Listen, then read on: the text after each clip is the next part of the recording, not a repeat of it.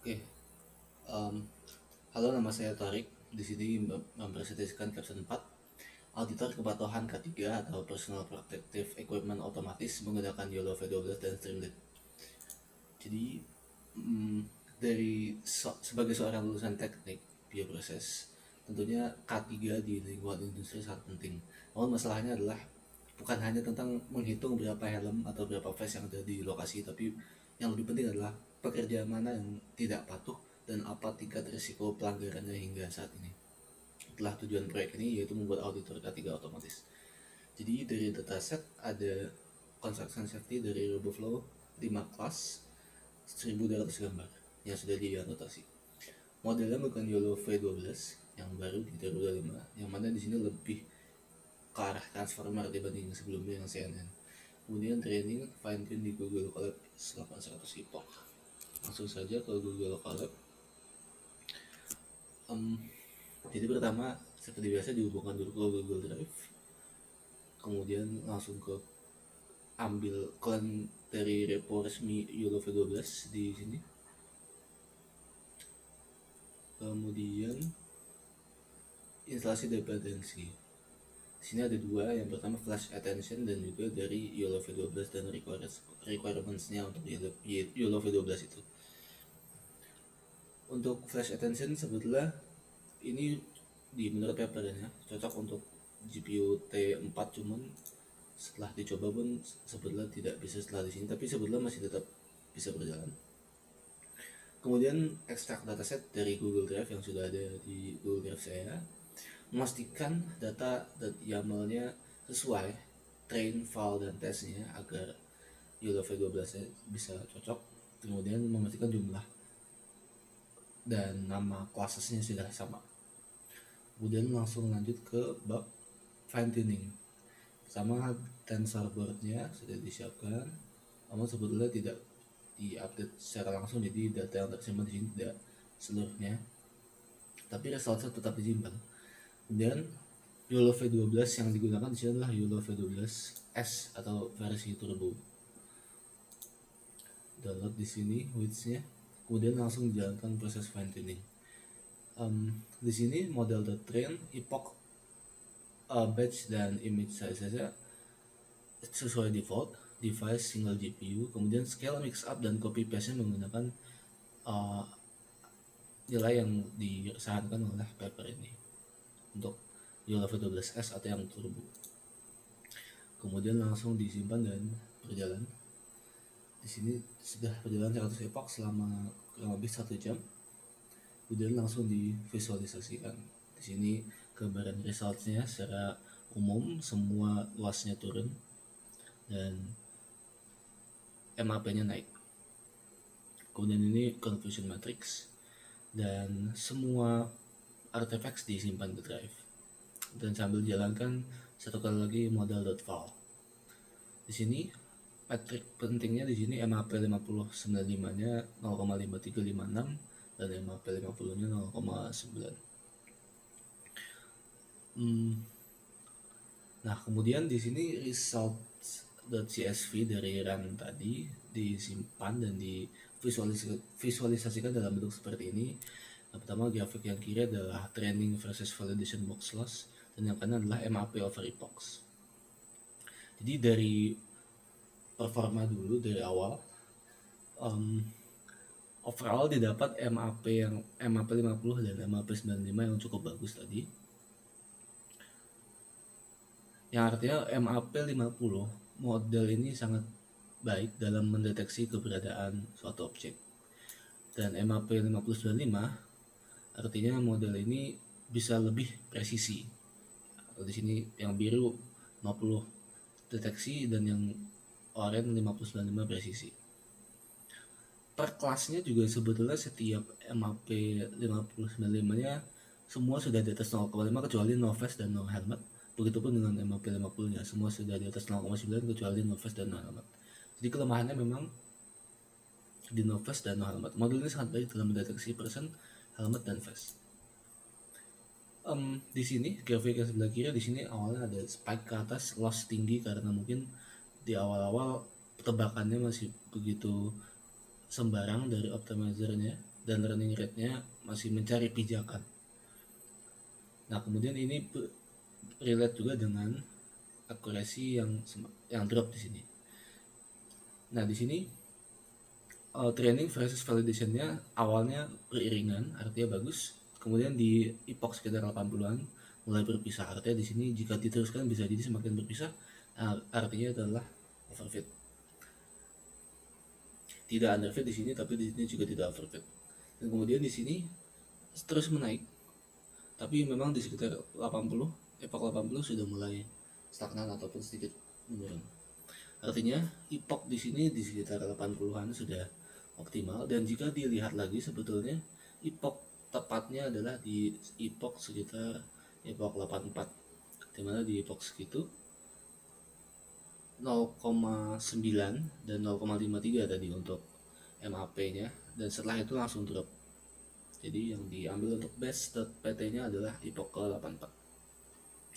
Kemudian langsung lanjut ke F1 curve. Di sini aman, yang mana di sini confidence-nya nanti akan ditentukan di range 0,4. Menyesuaikan juga dengan yang di sini confidence 0,4. Di sini cukup bagus tanpa mengorbankan ketidakakuratan tadi. No helmet terutama yang sangat kurang bagus ya. No helmetnya di sini berpengaruh sekali terhadap performa. Confusion matrix di sini memang terbukti lagi untuk no helmet terutama. Di sini datasetnya sangat sedikit ya, 5 tambah 5 tambah 1 hanya 11 dibandingkan yang lain yang ada ratusan. Jadi memang kenapa model ini kurang bagus dalam mendeteksi no helmet dan juga no fast, karena data imbalance, terlalu sedikit data yang untuk no helmetnya.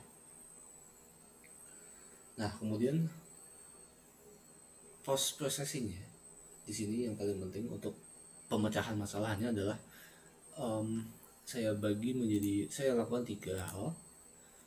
Di sini pertama, asosiasi pekerja dengan APD, yaitu dengan menghitung intersection over union. Kemudian juga menghitung tingkat keparahan, atau jika pekerja pakai helmet dan vest maka aman, kalau pakai vest saja maka peringatan, jika tidak memiliki helmet maka bahaya. Dan di sini privacy blurring, 25% bagian atas dari box present di blur untuk menutupi wajahnya. Yang mana itu benchmark dari produk computer vision untuk chemical industry. Wajah pekerjanya di blur. Nah, pertama kita bahas dulu tentang yang pertama tadi, intersection over union. Jadi di sini perhitungannya ada XA, YA, XB dan YB.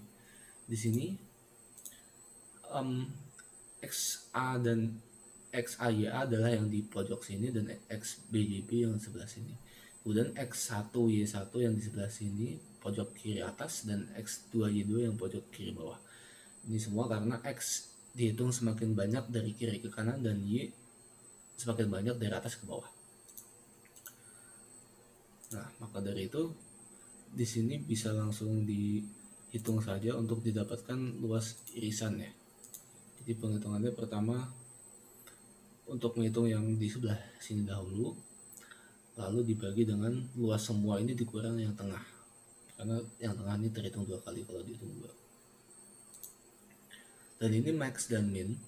Nah tadi ya, kalau max untuk menghitung yang bagian sebelah sininya, dan untuk yang min yang sebelah sini ya, karena tadi X semakin besar kanan dan Y semakin besar bawah. Nah, kemudian ini untuk fungsi utama run PPA audit. Pertama, annotated image di copy dulu, diambil kopiannya. Kemudian ambil bounding boxes. Kemudian juga di sini dibuat list untuk apa saja yang akan disimpan data boxesnya. Kemudian di sini pemisahan deteksi berdasarkan kelas dan confidence. Jadi kelas diambil, confidence diambil, cohorts diambil. Jika confidence di bawah confidence threshold, yaitu tadi 0,4, maka diabaikan. Kelas diambil untuk persen, langsung di append cohorts. Kemudian juga di apply privacy blurring 0,25 dari total tingginya. Kemudian untuk kelas lain juga langsung di append cohorts. Kemudian juga untuk logika asosiasinya dan auditnya. Compliance report di sini dibuat kosong dulu, person ID dimulai dari 0, person ID dihitung, status semua di set dari false. Nah kemudian tadi di awal intersection over union dari irisan antara helmet dengan person, jika lebih dari 10 maka dihitung helmet itu milik orang itu. Begitupun juga dengan face, jika lebih dari 20% maka dihitung face itu milik orang itu. Maka di sini langsung di set value jadi true. Kemudian di sini juga untuk no helmets dan no face-nya juga jika sesuai dengan threshold maka true. Nah, kemudian di sini untuk penghitungan severity level, di sini pembuatan boxnya untuk diwarnai nanti merah, kuning, dan hijau. Di sini untuk has helmet, untuk safe, critical, dan warning sesuai dengan kriteria yang ada di sini tadi. Dan kemudian langsung digambar bounding boxnya. Kemudian langsung diuji coba. Kurang lebih hasilnya seperti ini, yaitu di sini blue ring di atas dan di sini bounding box besar hijau jika aman semua. Ini helmnya tidak terdeteksi untuk gambar ini, jadi bahaya, sisanya aman. Nah ini di sini ini orang ini tidak terdetek helmnya, sedangkan semuanya aman. Kemudian langsung lanjut ke aplikasinya. Di sini seperti biasa penyiapan Streamlit-nya. Kemudian untuk fungsi helpernya disimpan di cache data, sama persis seperti yang di Google Colab, dan pemuatan model dengan cache resource. Dan di sini seperti biasa ada sidebar, dan di sini untuk multi upload, dan ini ada area tampilan utama. Salah satu fiturnya juga adalah nanti ada KPI dashboard dan tabel-tabel yang memperjelas. Di sini untuk persiapan untuk diupload ke Streamlit-nya. Langsung saja masuk ke sini. Tampilannya seperti ini. Ambang batas confidence bisa diatur di slider ini. Dan ini untuk privacy blur. Di sini saya set tidak aktif dulu dan langsung saya coba upload. Pictures.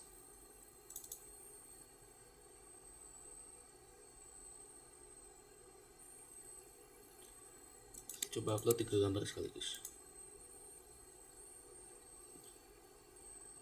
Nah, kurang lebih akan jadi seperti ini. Jadi ringkasan KPI, total pekerja ada 3, total pelanggaran 1, tingkat kepatuhan 66. Nah, di sini aman, face ada, helm ada, cuman di sini yang tengah tidak pakai face, jadi kuning kotaknya. Pelanggaran 1, pekerja 1 patuh. Nah, pekerja 3 yang tengah ini patuh tapi status rompinya terdeteksi pelanggaran. Nah, untuk screenshot kedua, di sini sayangnya semua merah. Status helmnya tidak ada yang terbaca, tapi status rompinya terbaca semua. Nah, ini aman semua untuk gambar yang ini. Helm, rompi, patuh semua.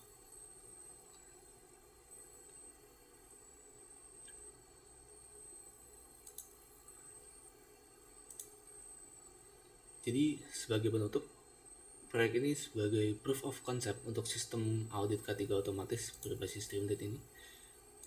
Pengembangan berikutnya bisa lebih ke diadaptasikan ke arah analisis video atau live stream, serta mau mengumpulkan lebih banyak data untuk kelas no helmet dan no face untuk meningkatkan akurasi pada deteksi pelanggaran. Terima kasih atas waktunya. Sekian dari saya. Terima kasih.